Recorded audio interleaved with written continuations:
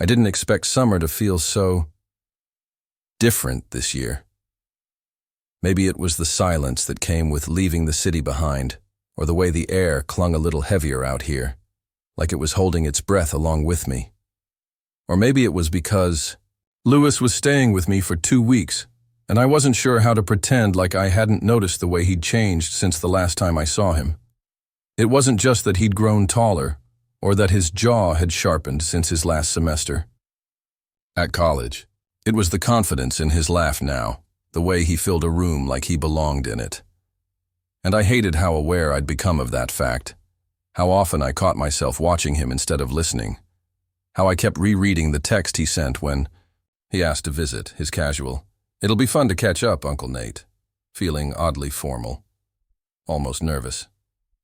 He wasn't really my nephew, not by blood. My sister married his dad when Lewis was 12, and by then, I was already off living my own life, making enough appearances at family holidays to count as the cool, distant uncle. We hadn't really known each other growing up, but last Christmas, something shifted. We talked more than we ever had. He stayed up late in the kitchen with me, drinking cider and asking questions about my job, my life, even my ex. And when I asked why he was suddenly so curious, he just smiled and said, "You're more interesting than people give you credit for." I hadn't forgotten that line. Now here we were, 2 hours outside the city, at my quiet lake cabin, surrounded by pines and mosquitoes and the sound of water lapping against the dock. The place was always a retreat for me, somewhere I could breathe, reset. But this time everything felt charged, like the woods were waiting for something to happen, like I was. Lewis was already inside, unpacking. I'd watched him carry his bag up the stairs with that same careless ease he did everything, shirt riding up just enough to show the dip of his lower back. I hated myself a little for noticing, for feeling my stomach tighten the way it did. I turned, back toward the lake, dragging in a breath like I could smother the thoughts before they became something worse, something I couldn't take back. This was just a visit. A family visit. A summer of grilled burgers, boat rides, and late-night movie. Marathons, that was all. At least that's what I kept telling myself. Lewis dropped onto the old couch with a groan, one leg slung over the arm like he owned the place. "You didn't tell me the cabin had character," he said, glancing around at the mismatched furniture and the faded wallpaper peeling a little, at the corners. "It's vintage," I corrected, nudging the screen door closed behind me. "You'll appreciate the charm once the mosquitoes start worshipping your blood." Rustic torture. Can't wait. He grinned, eyes flicking, to mine. And something about that smile, half teasing, half warm, made my chest tighten. We settled into an easy rhythm from the first day. It surprised me how natural it felt, sharing space with him. He helped me chop vegetables for dinner, cracking jokes and tossing carrot peels like darts at the trash can. He claimed the left speaker on the dock for his playlist, which was somehow a blend of old acoustic indie and bad early 2000s pop, stuff he claimed was ironically good. I argued with him about that, of course, because that was our thing now. Banter, bickering, the occasional deadpan stare-off that always ended, with one of us breaking into laughter. "You always this cranky when someone touches your stereo?" he asked one night as we were stacking firewood outside. "Only when they play Avril Lavigne before 9 p.m. "That's fair," he said with a mock nod. "I'll save Skate or Boy for sunrise next time." There was comfort in that back and forth, a kind of unspoken understanding that didn't need explanations. We'd built it over that Christmas and strengthened it now, here in the stillness of the lake, away from everything else. On the third night, a summer storm rolled in without warning. The kind that started with a sudden temperature drop and ended in pounding rain and flickering power. We were caught outside, halfway through trying to bring in the cushions from the deck when the sky cracked open. "Run!" I shouted already, soaked. Lewis laughed, full, breathless as he darted past me, slipping slightly on the wet steps. I caught his arm on instinct, and for a second, he was just there, close and warm despite the rain, his breath catching a little as his hand curled around my wrist. "Thanks," he said, softer now. "Careful," I murmured, not quite letting. "Go right away." He looked at me, really looked, and it was one of those moments. The kind you don't expect, don't prepare for. His lashes wet, raindrops sliding down his cheek like tears, mouth parted slightly like he wanted to say something but didn't. The quiet stretched between us, charged, and then it snapped. "Call the big blanket," he said, slipping out of my grip and bolting inside. I laughed, too loudly, mostly at myself. Inside, we toweled off in the dim light of the living room. The power had flickered and died completely, so I lit a few candles. Louis stripped off his wet shirt without hesitation, tossing it over the back of a chair. "You sure this place isn't haunted?" he asked, rubbing at his hair with a towel. "Feels very Blair Witch right now." "If we both die, at least you won't have to play Skater Boy at my funeral," I shot back, deliberately keeping my eyes on the fire and not his bare shoulders. But later, when it came time to sleep, we hit a snag. The guest room's windows had leaked, soaked through the bedding. "I guess the couch pulls out," I offered. "Not ideal, but—" "Or," Louis said, yawning as he leaned against the doorway. "We share yours. King bed. Plenty of room. Right?" I hesitated. My room had always been my space, safe, solitary. I wasn't sure I could handle sharing it. Not with him. Not like this. But he was already walking past me, casual as anything, like it didn't mean a thing. And maybe it didn't. Not to him. "Unless you snore," he added over his shoulder. I forced a smirk. "You'll find out soon enough what—" I didn't say. I was more afraid of what I might do than what I'd hear.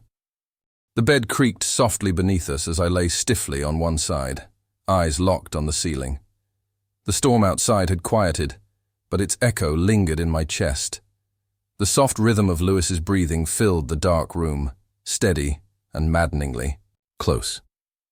He tossed his towel-dried shirt somewhere on the floor, opting to sleep in just a pair of low-slung shorts. I'd tried not to look when he walked out of the bathroom like that, like it was nothing, like he hadn't just made every nerve in my body tighten. We lay in silence for a while, the kind of silence that was too thick to be peaceful. I could feel the heat of him across the sheets, close but not touching. My skin buzzed from it. The room was cool from the rain, but I was flushed, restless. "You awake?" Louis's voice broke the quiet, soft, and rough from the edge of sleep. I swallowed. "Yeah," a pause. Then, "Thanks again for letting me crash in here." "No problem," I said, too quickly. He shifted slightly, the bed dipping as he turned toward me. I could feel his gaze on my profile, even in the dark. "You always this tense?" I let out a breath through my nose, tried to laugh it off. "Only when there's a half-naked college kid next to me in my bed." Louis snorted. "Fair." He paused again, then added, "You could relax, you know. I'm not gonna bite." The worst part was, I wanted him to. That was the truth I couldn't say out loud. I turned on my side to face him just barely. Louis. His name lingered in the air between us, heavier than I meant it to be. He blinked at me in the low light, the curve of his cheek catching the faint glow from the window. His hair was still damp, curling a little at the ends. There was something unreadable in his eyes, something quiet, curious. "Yeah?" he said, voice low. I hesitated. The words twisted behind my teeth. Too big, too dangerous. Never mind. But he didn't let it go. He shifted closer, enough that our knees bumped beneath the covers. "You keep doing that." "Doing what?" "Pulling back. Like you're scared of something." My throat felt tight. Maybe I am. His fingers brushed mine under the sheets. Just barely. An accident, probably. But neither of us moved. "Why?" he asked, not teasing anymore. Because you're too young. Because you're family, kind of. Because if I touch you, I might not be able to stop. Because I don't know if I'm imagining all of this. Because this shouldn't feel the way it does, I said quietly. Lewis didn't pull away. But it does. He let that sit. Then, softer. It's not just you. My heart stuttered. I turned to fully face him, and now we were close. Close enough to feel the heat of his breath, the tension in his stillness. Lewis. I didn't come here by accident, Nate. His voice dropped to almost a whisper. You know that, right? I searched his face, looking for the joke, the deflection. But there wasn't one. He continued. I asked to come here because I wanted time with you, just you. I wasn't sure if I was crazy or if I was imagining it back in December, but I thought maybe you felt it too. I wanted to deny it. I wanted to say he was wrong, that I was just being stupid, reading into things that weren't there. But I couldn't, because I had felt it. Every time he touched my arm, every time our eyes held too long across a room. Lewis, you don't know what you're doing, I said, but it came out hollow. Even to me. I do, he whispered. I think. I've known for a while. He reached out, fingers curling around my wrist gently, not pulling, just holding. Tell me to stop, and I will. But if you don't... I stared at him, my body frozen in that thin line between restraint and desire. I could feel every point of contact, his breath on my cheek, his hand on my wrist, the warmth of his thigh brushing mine under the blanket. I didn't pull away, but I didn't close the space either. I'm scared, I admitted. Not of you, of what this means, what it could ruin. Lewis's grip tightened, just a little, or what it could start. That undid me a little. I exhaled shakily and let my forehead rest against his, just for a moment. He closed his eyes, and I felt the slow inhale he took, the shiver that ran through him. We stayed like that, suspended. I didn't kiss him. Not yet. But something passed between us in the stillness, something that shifted the air, pulled everything taut with possibility. When we finally pulled apart enough to breathe again, I whispered, "This doesn't change overnight." He nodded. "I don't need overnight. I just need a chance." And in that moment, tangled in half-whispered confessions and sheets that smelled like rain, I realized something terrifying and exhilarating. I wanted to give him that chance. We didn't talk about it the next morning. Lewis acted normal, made coffee, burned toast, teased me for snoring, though I was pretty sure it was him. I watched him move through the kitchen like the night before hadn't happened, like we hadn't. Breathed the same charged air or whispered things that hovered just shy of truth. It messed with me. I kept stealing glances at him, waiting for something, some sign, a shared look, a lingering touch. But nothing came. And that silence was worse than any rejection.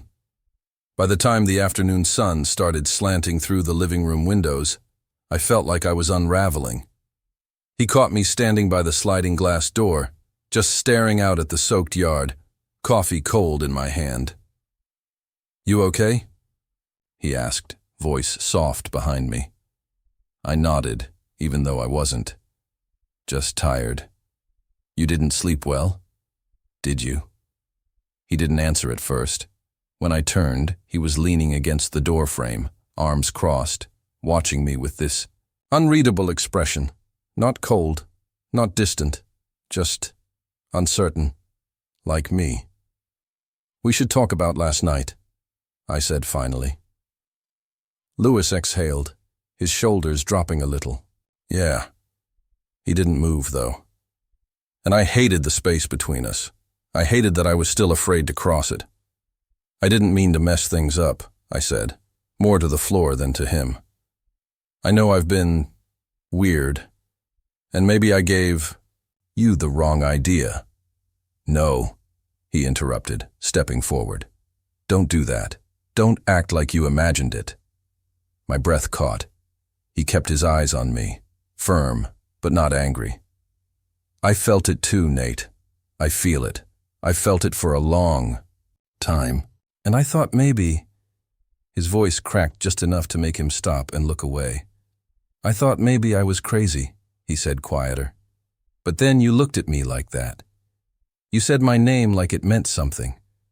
And I thought, maybe I wasn't alone in this. I set the mug down on the windowsill and crossed my arms tight across my chest.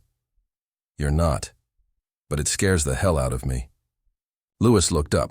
I've never... I hesitated, then let it spill. I've never wanted someone like this before. Someone I shouldn't. Someone I'm supposed to protect, not want. Lewis's jaw clenched. He stepped forward again until we were only inches apart. I'm not a kid, he said. I know what this is. But do you? My voice cracked now. Because I keep thinking about what happens after. What if this ruins things with your mom, or your dad, or with us? What if this is just a phase for you, but not for me? Don't make this smaller than it is, he said, eyes sharp with emotion. You're not some experiment, Nate. You're the person I think about when I fall asleep. The person I want to text when something dumb happens in class. You're the one who makes me feel... He broke off and shook his head. More like me than anyone else ever has. I blinked hard. My throat burned. He stepped closer again, voice softer now. You think I don't know the risk? That I haven't thought about what this could mean? But I'd rather take the risk than live with the regret. I let out a shaky breath. You make it sound so simple. It's not, he said, and, for the first time, he looked nervous. But I'd still choose it. He reached out then, slow and tentative, fingertips brushing my arm. My body went still. His hand slid down, fingers curling gently around mine. I'm scared too, he whispered. But I've spent the last year wondering if this was real or just in my head. And now that I know it's real, I don't want to keep pretending. I squeezed his hand, hard. And that was it. Something cracked open in me. All the nights I'd spent pretending this wasn't happening. All the stolen glances and almost touching and the ache in my chest. I didn't have words for. It all collapsed into this quiet, trembling moment. I stepped forward and leaned in until our foreheads touched, like they had last night. But this time I didn't stop there. I tilted my head, eyes meeting his one last time, asking, even if I didn't say it out loud. He nodded, barely. So I kissed him, soft at first, careful, like a question. He answered by pressing back, lips warm and certain, and I swear the ground tilted under my feet. His hand slid to my waist, pulling me closer, and suddenly nothing else mattered. No what-ifs, no fears, just this. Just him. We broke apart a few seconds later, breathless and wide-eyed. Lewis laughed, quiet, nervous. Okay, so that just happened. Yeah, I said, stunned, at how light I felt. It did. He reached up and brushed his thumb over my cheek. You okay? I nodded. I think I've been waiting for that longer than I realized. He smiled, all soft edges and relief. Me too. I leaned my forehead against his again and closed my eyes, heart pounding. I'm still scared, I admitted. Me too, he whispered back. But I think we're allowed to be. We stood like that for a long time, holding each other in the quiet afternoon light, the house warm around us, the storm long gone. And for the first time in months, maybe years, I wasn't alone with my feelings anymore. We didn't move from the living room floor for a while. Lewis had pulled me down with him, our legs tangled on the rug, his head resting lightly against my shoulder like it belonged there. The silence wasn't awkward anymore. It was soft, warm, a space we could breathe in.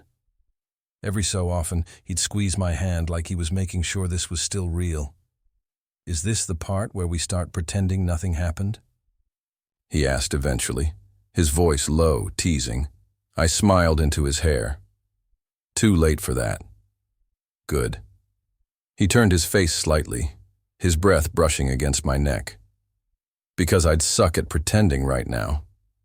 I tilted my head and kissed. His temple. It felt strange and wonderful, how easy it was to be affectionate now that the dam had broken. Like my body had been waiting for permission. He shifted so he could look at me, his fingers drawing lazy shapes on my arm. "You know, I was convinced you'd never say anything. I thought maybe you'd just keep pushing me away until I stopped trying." "You almost did," I admitted. "Almost doesn't count." He smiled faintly, then let it fade into something more serious. "Why didn't you, though? Say anything?" I swallowed, then answered honestly. "Because you matter. Too much. I couldn't screw this up. I didn't want to be the reason you felt confused or pressured. And I didn't think I could survive hearing you say it wasn't what I thought it was." He nodded slowly. "That's kinda exactly why I never said anything either." There was something poetic in the mutual silence we'd both lived in. Frustrating, yes, but weirdly beautiful too. We had tiptoed around the truth like it was fragile, and maybe that was the only way we could have gotten here without breaking. Lewis shifted again, lying back on the rug and tugging me with him. "So, now what?" I rested my head beside his, our shoulders pressed together. "We take it slow, talk to each other, figure it out. And maybe don't kiss in front of Mom," he added, grinning. "Yeah, that's a solid rule number 1. He laughed. "We'll have to be careful, huh?" "Yeah." I looked at him. "But I'm okay with that. We don't need to define anything yet. Just let this be what it is, you and me." He reached over and hooked his pinky with mine. "That sounds like enough." It was quiet again for a moment, but it didn't feel unfinished, just peaceful. Then he glanced sideways at me with a mischievous gleam. "So, does this mean I get to sleep in your bed tonight, or?" I raised an eyebrow. "You've already been doing that." "Yeah, but now it's different. Now it's like romantic."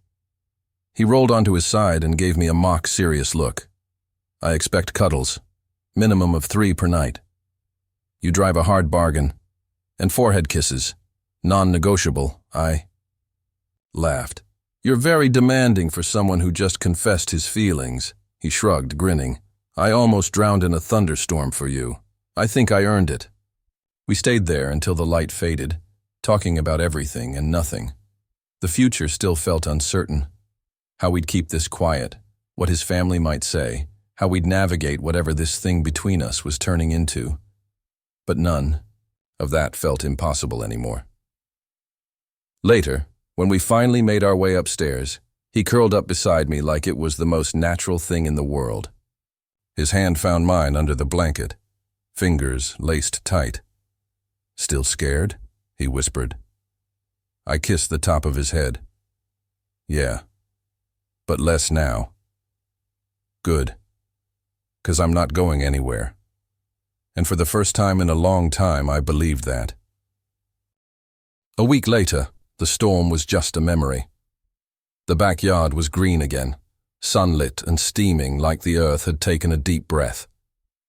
We were out there together, barefoot on the patio, drying towels draped over chairs, the pool rippling lazily.